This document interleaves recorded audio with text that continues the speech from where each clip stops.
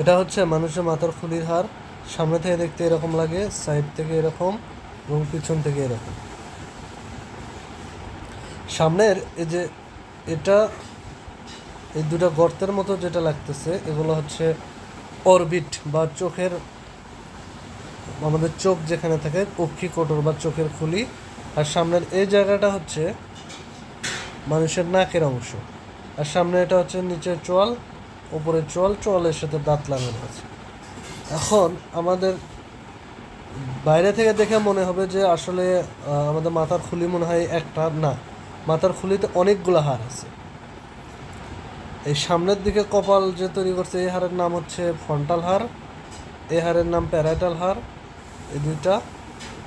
আর এই যে আমাদের দুই সাইডে যে উঁচু চোয়ালের যে উঁচু জায়গা থাকে মুখে, এই দুটার নাম হচ্ছে জাইগোমেটিক হাড়।